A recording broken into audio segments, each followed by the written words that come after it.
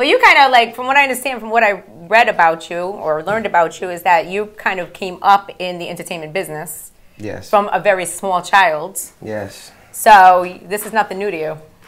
I mean, I wasn't living the rock star life then. Well, not when you're like 8, right? But yeah, nah. We was trying to get in the game, you know. It wasn't really working. Okay, so take me back a little bit. First of all, first and foremost, you're on tour right now, so thank you for taking some time out from your tour, because the tour, from what I understand, has been crazy. No problem. Sold out and all of that every night. So you started actually like rhyming when you were like 8 years old or something, right? Yeah. You were super young. Yeah. So your mother, before that, was in the entertainment industry. She was working with Bone Thugs. Yeah. Okay, so take me from that time. When did she start working with Bone Thugs? How old were you? I wasn't, well, actually, it started with her being a concert promoter. Okay. That's how it started. She was a concert promoter, and then she was the road manager for Bone. I don't know how old I was super young. And then she had more kids, my little brothers. And then she kind of fade away from that, and then we all kind of started growing up, and you know, Bone was doing their thing, and she kind of felt like if she wrote the raps, you know, and we rapped it, you know, we could blow. So no, the reason why she was working with Bone Thugs is because your uncle's Lazy Bone, correct? Yeah, that's not my blood though. They was just like a family friend. Yeah, they just had that relationship, you know, from way back. And my mom just, you know, got her position working with them. But, That's dope. You know. So you started rapping. Your Yeah. mother, because she had been around, she said, let me handle this and write these raps for you. She felt like she knew the rap industry and that she could, you know, make us high. So, What is one thing that your mother taught you, since she had been around, you know, the entertainment industry? What is one thing that she told you to expect in the entertainment industry? she was preparing us for everything. That's what kind of strayed me away from the music industry at a young age. I kind of learned everything that record labels were about. She was preparing me for what it was, and it made me feel unnatural.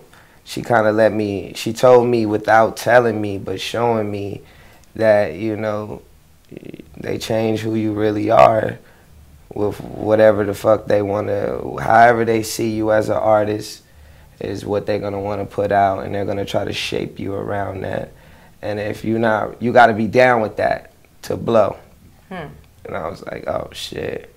And that shit started making me feel weird as a kid, so I strayed away from this shit. And then I got back into it on my own, and that's what kind of made me want to be independent, because I already knew what they was going to try to shape me to be, and I needed to shape myself. So you're 8, you're in a group with your brother, from what I understand, right?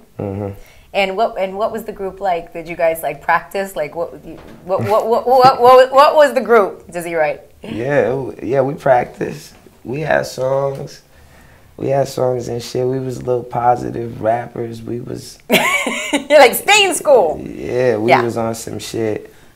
It was some weird shit. Back then it was weird for me because everything was bad around us.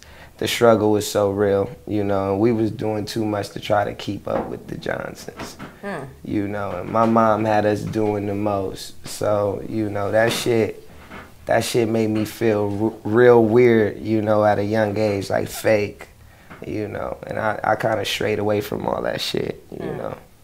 From what I understand, you guys spent some time in a homeless shelter growing up, correct? Yeah.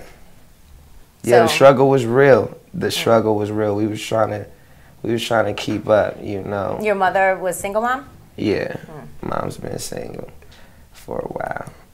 So how many brothers and sisters did you have? I got do you have? I got 3 brothers, 1 sister. Yeah. So she was working. Yeah, she was working, and we was, you know, in the streets, you know, trying to stay out of trouble. But my older brother got into a lot of trouble. Shit, you know, it was what it was. But she wanted us to be positive rappers through this shit.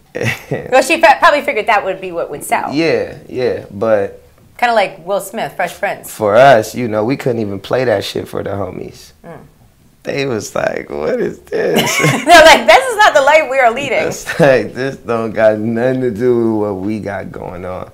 You know, moms is going to work and coming home and writing y'all bars, you know. that's when I kind of started like straying away from the shit instead of writing it myself, because I didn't have a passion for writing music. I was just doing the shit because she was, you know, she thought that shit was fly. Moms just seemed happy. I was happy. But that shit got weird. So you got back into it. Yeah, I got back into it in high school.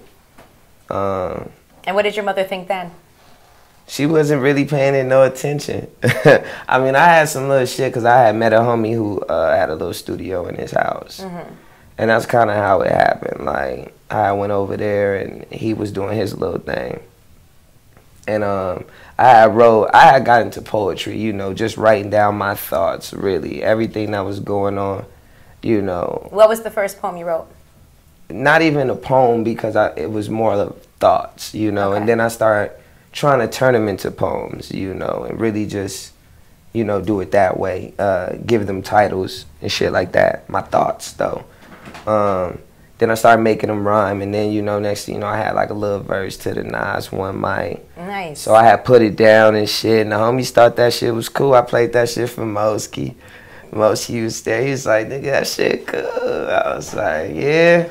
And I wasn't really trying to rap, you know, but I started really falling in love with putting my thoughts over the beat. I'm like, this is cool. Now I'm like vibing to my thoughts, you know? So I just kept going with that shit.